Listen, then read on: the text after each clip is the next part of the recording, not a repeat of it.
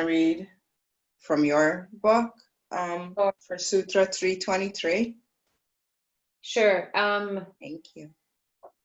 The Carrera book, the Inside the Yoga Sutras, by the Reverend Carrera, he says, the yogi can perform samyama on the subconscious karmic seeds waiting to sprout.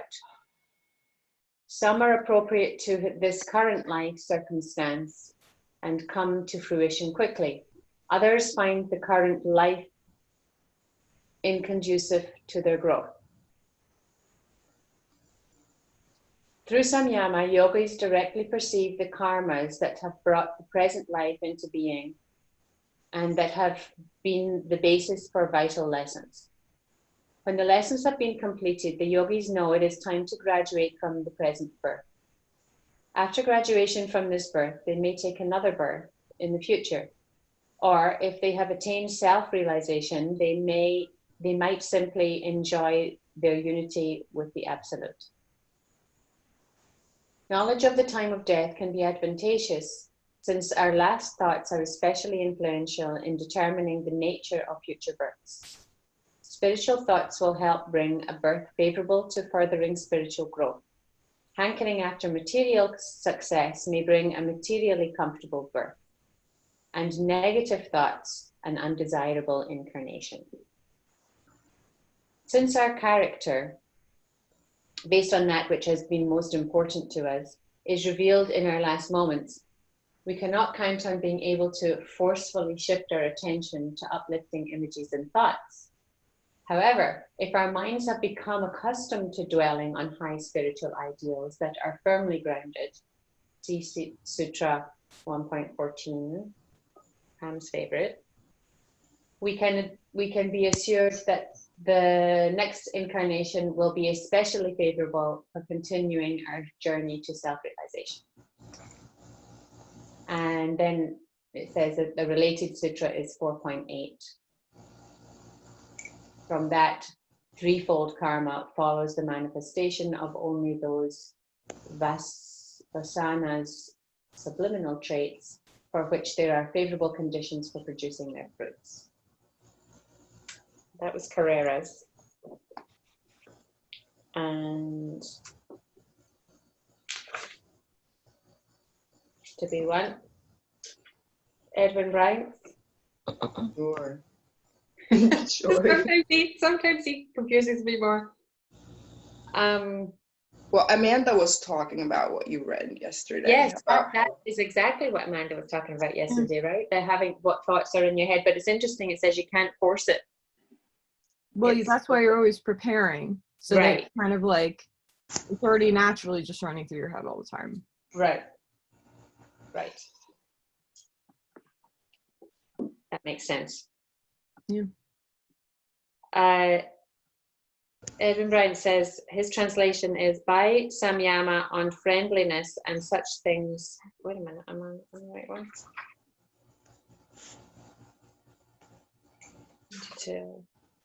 Yeah. By samyama on friendliness and such things, strengths are required. Okay, that's a completely different translation. Well, Gyanasvara says the same thing. He says, samyama on friendliness towards other person who is friendly brings great strength of the attitude of friendliness. It is the feeling of friendliness itself that is the object of the concentration, meditation, and samadhi. And it's the same for all of them. Huh. I think that's sweet, isn't it? Like friendliness is considered a superpower, and compassion and happiness and neutrality, those are all considered superpowers of the yogi. Yeah. Going back to love. Yeah. Yeah. All you need is love. The commentators understand friendliness and such things in this sutra to refer to 133, where Maitri, friendship, Karuna, compassion, Mudita, joy, and Upeksa, I don't know if I'm saying any of those right, correct me if you know, equanimity, are listed by Patanjali. By cultivating friendship toward those who are happy, as prescribed in that sutra, and performing samyama on this feeling, the yogi attains what Vyasa terms the power of friendliness. Like, do you have any advice about like allowing space or providing space for others, though? Like, how to go about that? Say that again?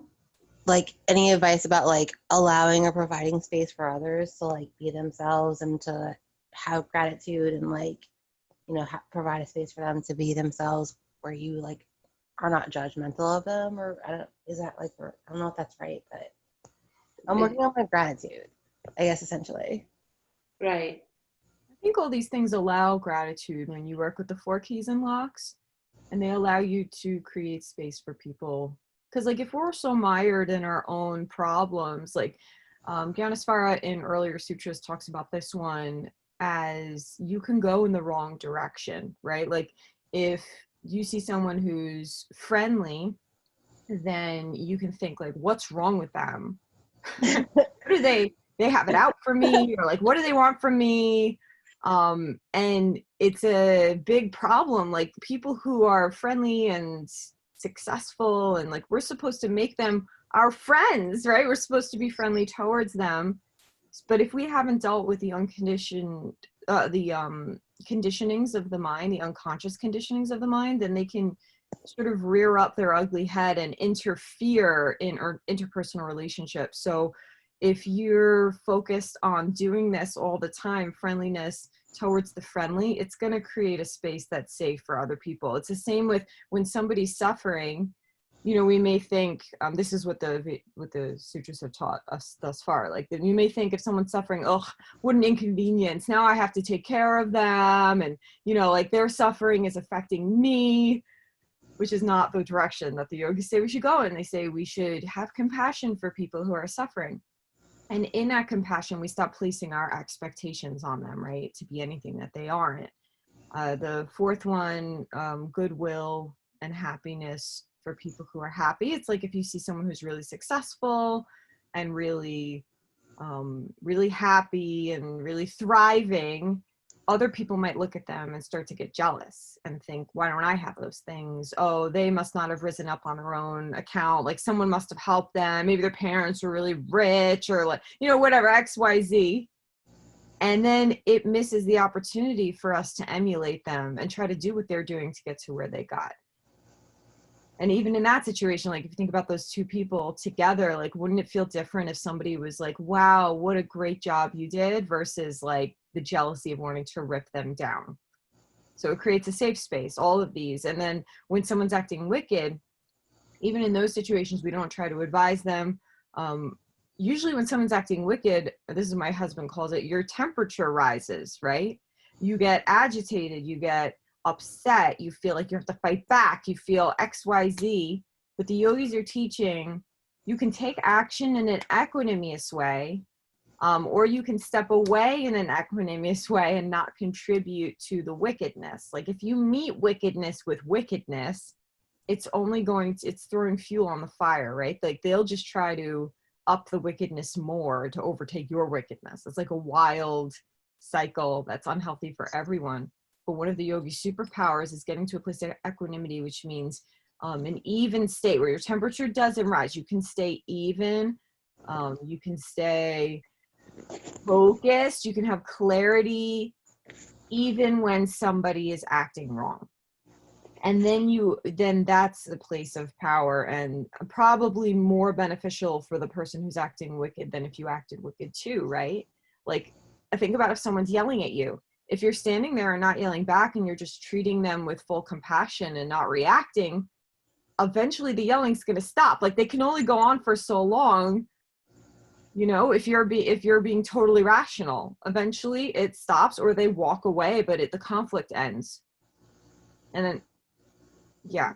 So I think that absolutely your question is wonderful, and it totally plays into this. Like if we want to even create the space within ourselves to have gratitude, we have to learn how to deal with other people correctly. Otherwise, they can ruin the mental landscape for ourselves. They destroy our peace because we let them, because we're not reacting to them in a way that's going to lead us towards peace, yet more bondage, if that makes any sense. Well, no, that's actually pretty freaking awesome. Okay, great. This is one of our, I think, everybody's all-time favorite sutras, right? Like, this is, it's so useful. I come back to it like 1,000 times a year, I think. The one thing that like I don't know how to make space for other people that like I don't know how to take care of it. Like I'm very New York at heart, so I'm just like I'm used to pushing people out of the way and having other people like do the same thing. So like I just feel like the notion of creating space for someone else is just like a bizarre concept to me. Yeah. You know, I don't know. It's healthy though. It creates healing for other people. It's usually like, how do we communicate? You know, if we just shut down or we walk away, it's not really, and there's so much in the psychology world right now on really healthy communication, on nonviolent communication, and it can really heal relationships. Right? It's if somebody says something, taking yourself out of the center and maybe even just repeating back what they said to them, empathizing with them. I'm trying to think of like from Or my like being on the same page as them instead of like trying to like show them how they're wrong. Exactly. Like sometimes you could even not agree with someone. This is what my couples therapist taught me. You can not agree with someone and you can still put yourself in their shoes to understand where they're coming from and tell them, well, I see from your perspective how you could feel that way. It doesn't mean that it's necessarily your truth, but it's like such a healing thing. And the yogis teach that when it comes to samskara or the impressions that we get from life that sort of permeate our subconscious mind, right? You get some experience that really affects you, and it's like it always affects you later on. It's like you can't even experience the world without existing through that lens of what happened to you before, right? And that sort of colors your relationships in a way that we're always using relationship to try to heal it, but we don't realize that we're doing that. So if you're trying to tell someone about the thing that happened to you and they're not feeling like, you don't feel like they hear you or they're responding or they're acknowledging, or right, it's like almost like instead of looking to ourselves, we look to our relationships to fix us, which the yogis say is not the way. But if you are going to end up in that circumstance in relationship, as a compassionate human being, you can try to help someone hear themselves. And they can't hear themselves if they're only hearing your inner narrative, right? So and I know for New Yorkers it's hard, but sometimes we have to just be quiet. And then if we are going to say something, it's going to be something that's, you know, just literally repeating back what the person said and then saying, oh, is that correct? Could you imagine like if relationships went that way? It would be so satisfying and so beautiful and so loving and so peaceful. And conflict would, in my experience with my husband, like conflict instantly melts when you approach something like that. Absolutely. Yeah. So, there's an author, Getting the Love You Want is one of the books that we work out of. And they have this therapy called imago therapy. And it's just, it's so yogic. Like when it was first introduced to me, I'm like, this is what we've been learning in everything that we do already, but like in the context of relationship. Getting the Love You Want. I can't remember the name of the psychologist who wrote it, but Hendrix something? Harville and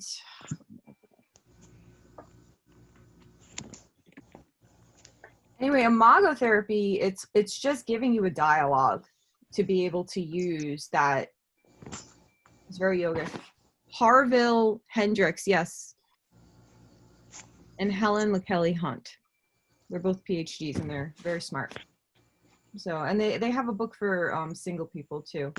It's all about dismantling the inner conditionings that are even bringing you to your relationships in the first place. And you start to realize that every relationship is a mirror for what's going on inside of yourself and sort of what was programmed into your mind. Like the first 3 years of your life, they say are some of the most what do they say? It's like the first 3 years of life are you're the most permeable to your environment, and your brain sort of is making sense of the world. So you carry that stuff with you for the rest of your life. I know that these two particular psychologists say that it lasts longer. It's like all of your developmental years, not the first 3. But I've read in other studies that it's the first 3 that set the tone for like the neural connections in your brain, or sort of like the way that you're going to perceive the world forever. So if you're growing up in a household that's like people are screaming at each other, or there's a lot of abuse going on, even if it's not physical abuse, emotional abuse, then you're going to start to seek out and this could be like between your older siblings or your parents, right? Not just the Freudian view that like you're only marrying or only falling in love with the opposite sex of what, like if you're a woman, you're only falling in love with like whoever's like your father, right? This takes it deeper, where it's like whatever caregiver, whatever relationship models that you had growing up is what you're going to base your relationship off in the future. Because essentially we're trying to get back to that state of the innocent child. And this is what yoga teaches too. Like we're trying to get back to a state of interconnection, of inner purity, of like that consciousness that's always within us that was very prevalent when we were kids. But as the world outside of us gets like thick and heavy and you know, like affects the mind, we forget that inner child. So this work is all about, you're attracted to other people, and it's not just your love relationships, it's your friendships, it's your work relationships, it's all this stuff, right? We're attracted to these other people because we essentially want to work out the problems we've accumulated to get back to that original state. And that's yoga teaches that too, and this is what imago therapy teaches. So like, how do we view the people that we fall in love with as like our new, it's like a training ground for healing, essentially, because they represent all the people in our lives that we were too young and we didn't have enough influence over to actually do the work with, right? When you're a 3-year-old kid, you're not going to have like therapy sessions with your parents about their relationship and what you're seeing. It's impossible. You feel helpless in those situations. There's nothing you can do.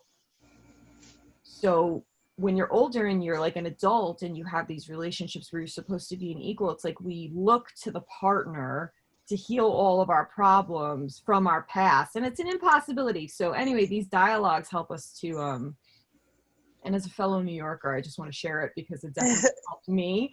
You know, I grew up in a very gruff family, and like things that I considered normal could be very harmful.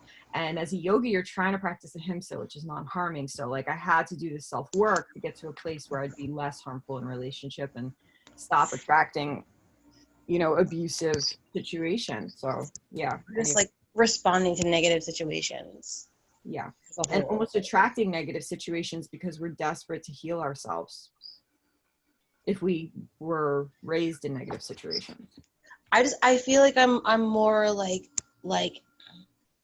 proactive in negative situations than I am in like other ones, because it's just something that I feel like I'm more familiar with. Well, that makes sense. I think a lot of people. I'm not saying that I'm good at it. I'm just saying that like I would be more likely to like go towards it than something else. Yeah, so that's your teacher. That's your work. I feel like taking the 4 keys to hold space towards others helps. Well, at least me. It has helped me heal so much too, because it helps you analyze triggers or understand trigger. Like if you're not just reacting and yelling at someone else when they yell at you, but you feel what's coming up and be able to stay in that peaceful space and then kind of like go in and try to understand why did this person, like, you know what I mean? Like person A can yell at me and person B can yell at me, but what person A does makes me feel inside like I'm gonna like blow up. And it came so many times, it came back to like things with my mom or things with my dad, and it goes back to our childhood. And because that person whatever talked or did what she did or he did in a very similar way that one of my parents did, and it would like it's inside, even though it was a similar situation, inside everything the whole reaction is different. And being able to understand that and like process that is so healing. I think the hardest part with everything is like going through it, and then like in your heart and in your mind, you know that the only thing the person wants to do that's arguing with you is do what's right for themselves. And I think that's like the most like, you know, heartbreaking part, because you're just like, I really truly don't want to argue with you, and I truly don't want to make like your life difficult. But like, I don't know, like whatever. I'm sorry. I always talk too much, like instead of listening. I'm sorry, but this is what this has been every morning. We're all talking like this every morning. It's a conversation. I think that a lot of people feel that way, and like if you break that cycle, it might take years, and it requires so much patience and self-work. It might take years of patience. I need to learn to not respond, you know, and it's just a very difficult thing for me to not do. Yeah, it's hard. I mean, it requires self-regulation, like the temperature not rising, and like that's all the yogic tools. Like, can you breathe in a moment? When your breath starts to get restricted, can you make it long anyway? When your body starts to tense up because you're getting so angry, can you relax every single part of your body systematically? It's like all the tools we use to get good at meditation, we can use to get good at interpersonal conflict. And like being able to turn situations around or whatever, like. And being what? Able to like turn the situation around.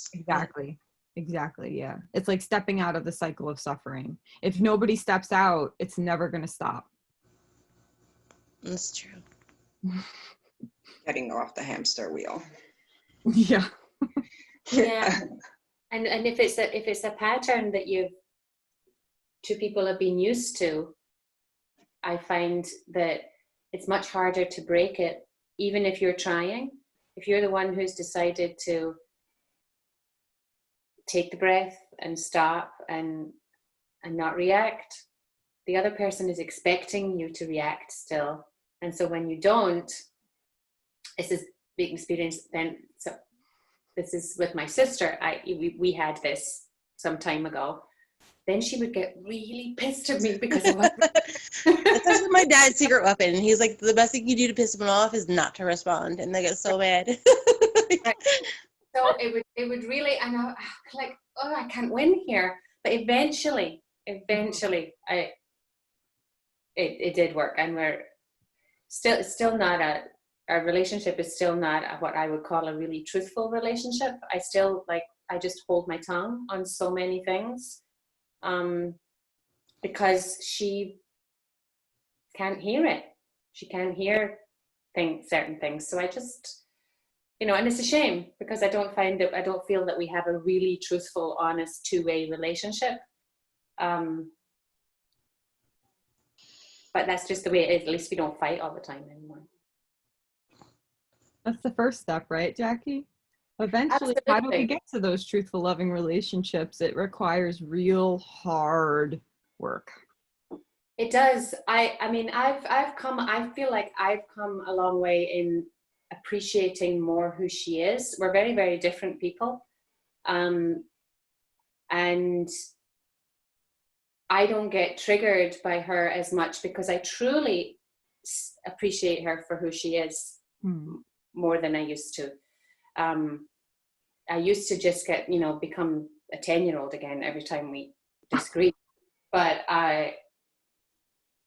there's so many wonderful things about my sister that I didn't used to appreciate. So that's helped. That's helped, definitely. And I think she knows that I'm not pretending.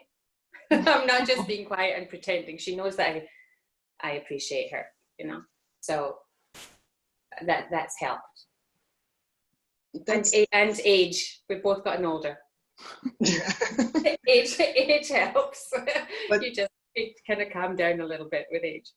But that's a beauty of being able to be compassionate towards others. Because when you're angry, like I've had so many of that with so many people. Like when you're angry, you just see a monster in front of your face. It doesn't matter who it is. And when you're able to step back away from there, then you can appreciate the beauty and the gift and whatever it is that there's positive in these people.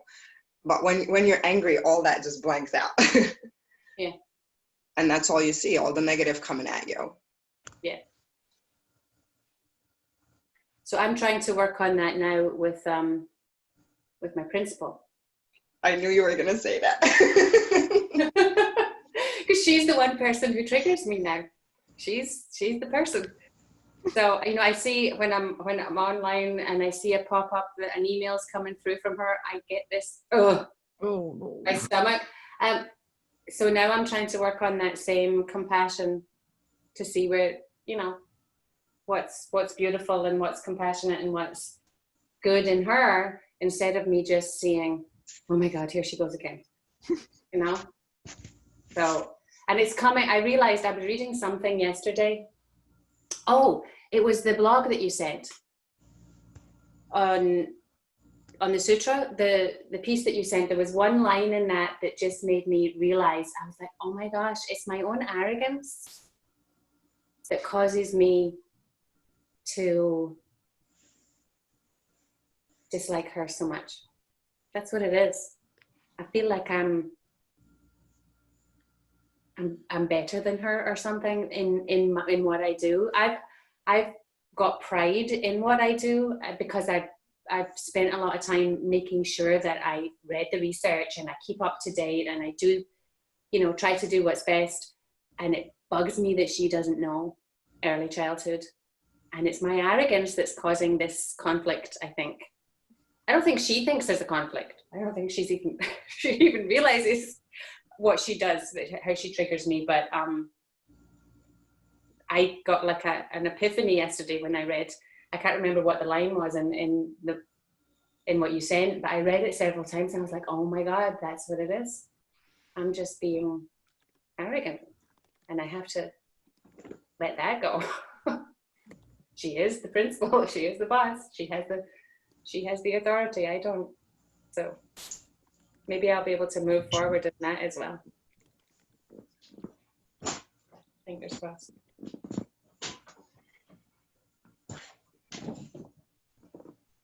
I didn't finish reading this piece, but shall I keep reading? Yeah.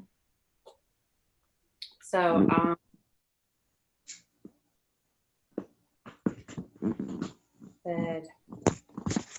we're talking about the power of friendliness.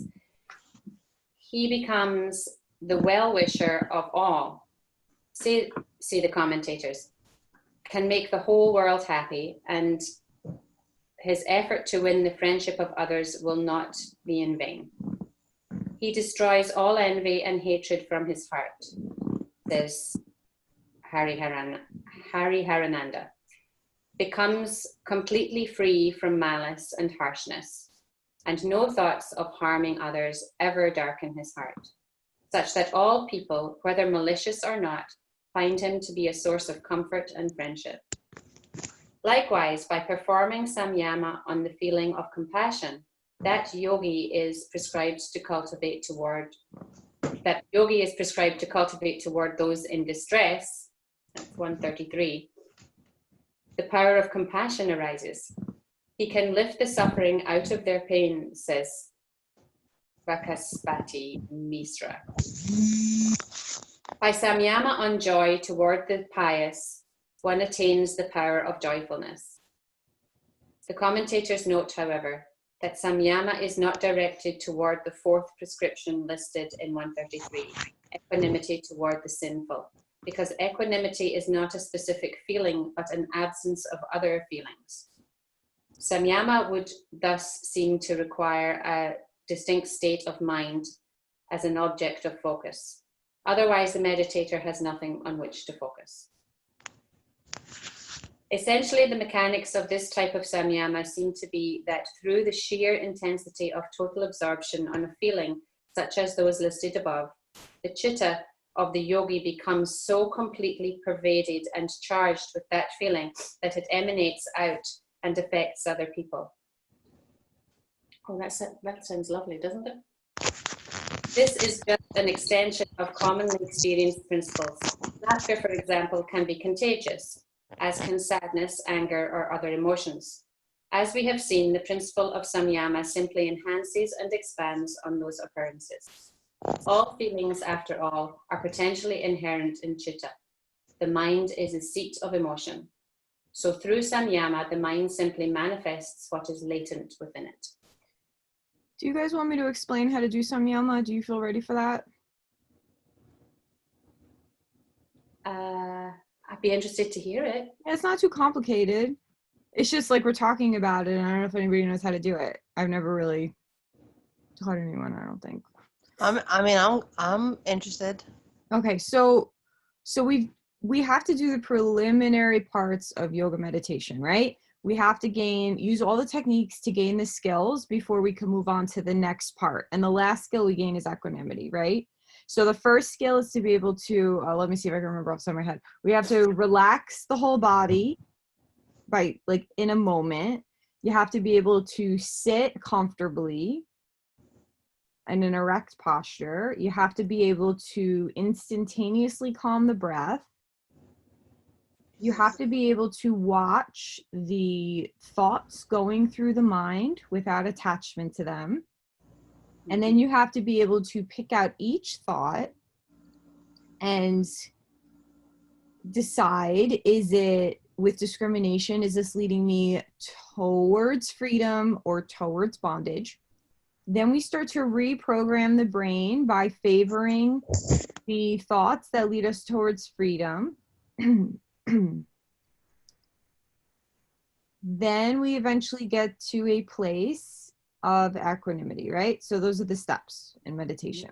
So once you've mastered all those steps, you start to do practices where you move through the koshas and you are systematically letting go of your attachment of each layer of being. Colleen, I'm sorry if this is like way above your understanding or pay grade right now. I can send you I'm totally working on it while you're saying it, but I'm like, okay, good. I can send you some printouts like of how to accomplish each of those things.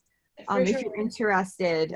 We've been exploring for weeks now all these concepts, and most of these people have taken teacher training, so they've all been trained in this meditation technique. It's a technique of the Himalayan yoga masters. So now we start to systematically go through each kosha. So you have the food body, you start to become aware of it, and you're able to transcend it. You realize how attached the consciousness is to it, that it's like permeated, almost like it believes it is it, but it is not. And when you recognize that it is not, and you're absorbed in the meditation practice of it, you release your hold on the cells of the food body. Then you go deeper and you release your hold on the energy body. You let go of the mind body, you let go of the wisdom body, you let go of the bliss body, and you get to this space.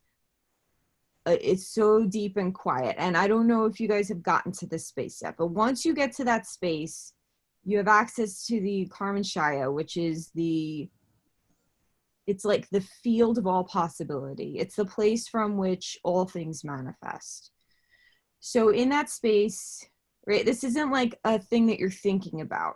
And some of you might have gotten here, so you know what I'm talking about. If you haven't gotten there yet, don't worry about it. But so once you get to this space where it's just, there's like nothingness or everythingness is what the yogis call it, you can start to plant seeds. So what samyama means is you've gotten to this place and you plant a seed. So when he's saying like you're doing samyama on compassion, if we were to plant the seed of compassion, it's not a thought, it's a manifestation of feeling of compassion. You drum up the feeling of compassion in this space, right? It's not thinking the word compassion, it's a drumming up of the feeling of compassion, and it plants the seed of compassion. So it's almost like you're going into the subconscious mind and planting seeds. So then after you come out of it, you're like super exhausted and you have to take Shavasana for a while to rest. I recommend that. Otherwise, you're going to be like a crazy person all day, totally overstimulated by everything. So take like a 10-minute Shavasana after you do some Yama meditation. And usually like when you start, the beginners seeds that you would plant would be like love, health, peace, akasha, which means like ether, like lightness. And you would do that for a couple of months until you manifest all those things unconsciously, and they start to just come true in your life.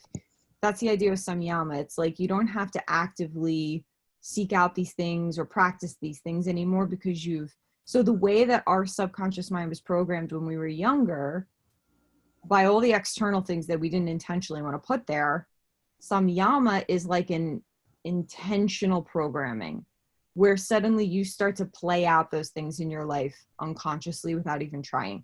So he's talking about samyama on compassion.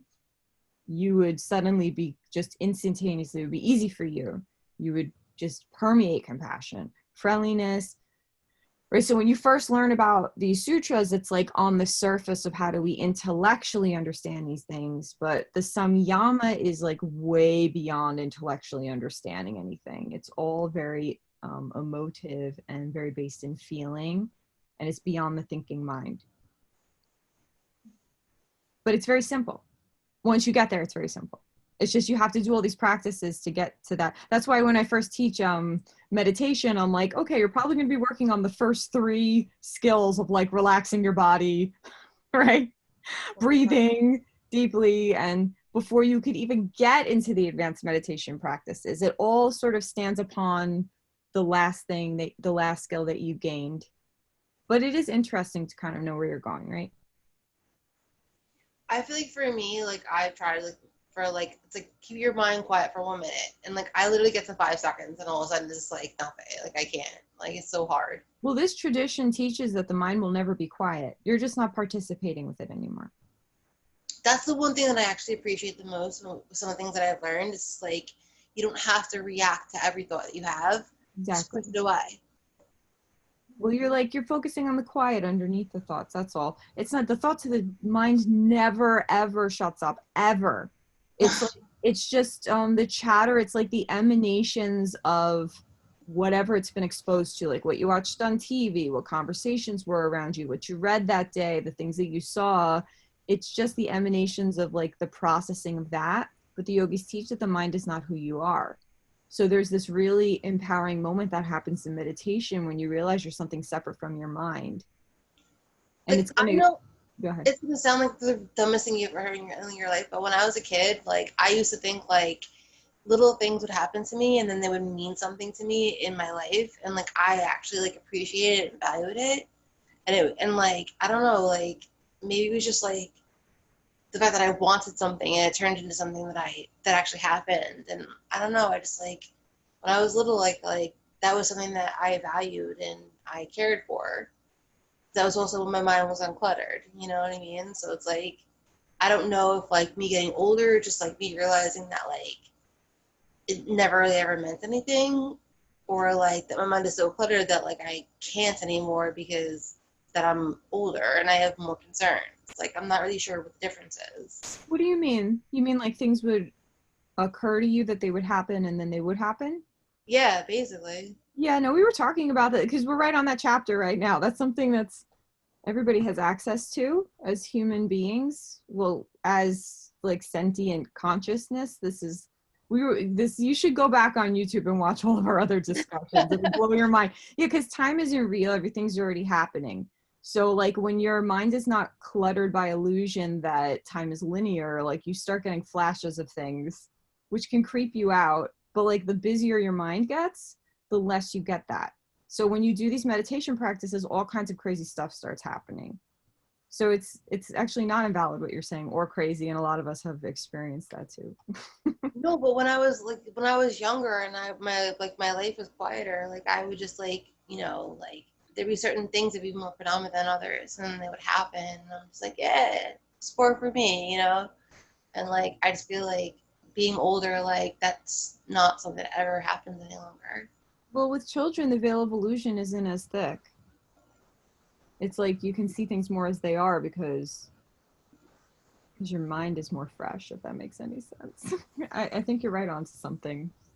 I don't know, like it's like I kind of miss it, you know what I mean? I don't know. I mean, I'll probably never get it back because I'm always going to be older and I'm always going to be concerned about like my bills and my family and, you know, what I'm going to be in my life or whatever, you know? So it's like, you know, I'm probably never going to be back in this space ever again, but I wouldn't say that. If you start meditating every day, you'd be surprised what might happen. You can get all that stuff back. It was a part of you. It was a part of you. It's not anything you're divorced from. It's just you have to work with the mind. That's all. And that's through meditation and contemplation practices. You just have to be dedicated to it. You'll get back there.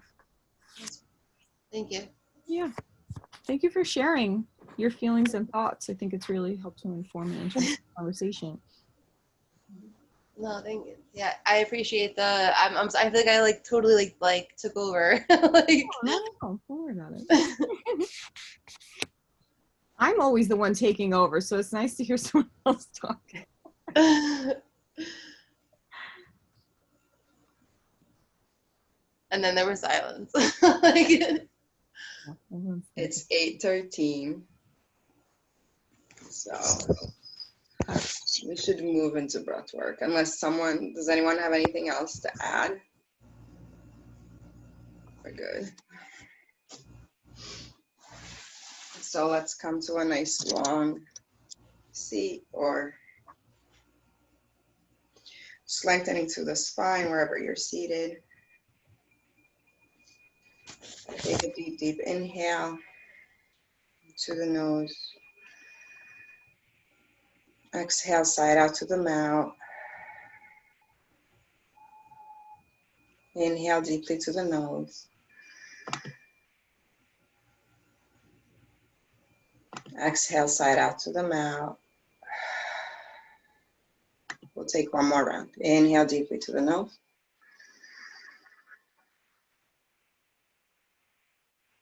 Exhale, side out to the mouth. And we'll move into alternate nose breathing. So finding a full inhale through both nostrils first. Exhale, empty out. And we're using the right thumb to close the right nostril, right ring finger to close the left nostril, starting with closing the right side. Inhaling deeply through the left. Close and hold. Exhaling right. Inhaling right.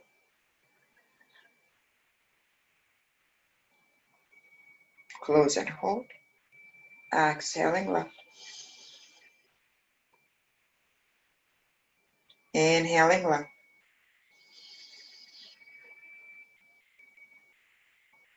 Close and hold.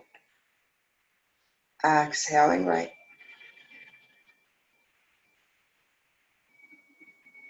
Inhaling right.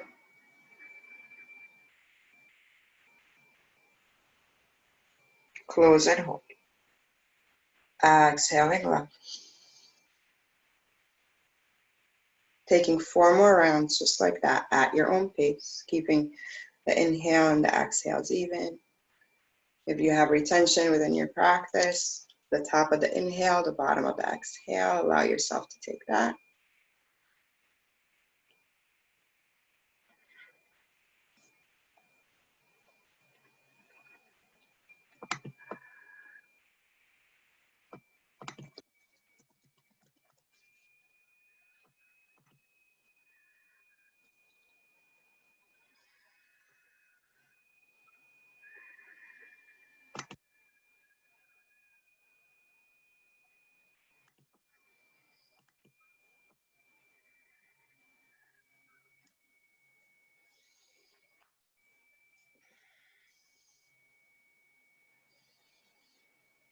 Once you get to that 4th round, no rush getting there. Allowing yourself to finish off with an exhale through the left nostril.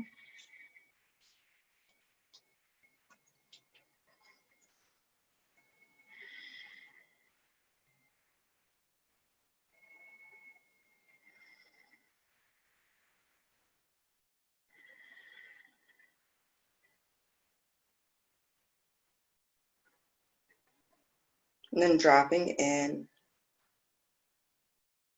I'll be setting the timer for 20 minutes. You can also set your own if you'd like to.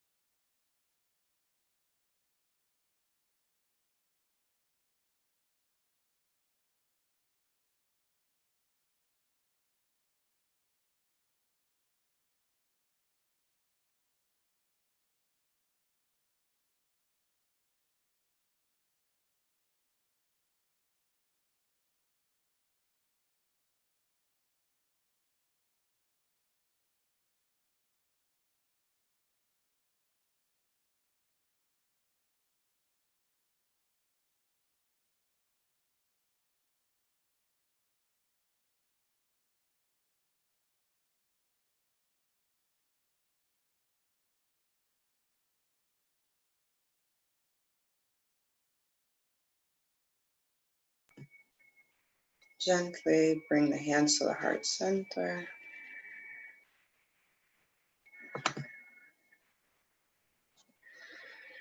Inhaling deeply. Exhaling deeply. Namaste.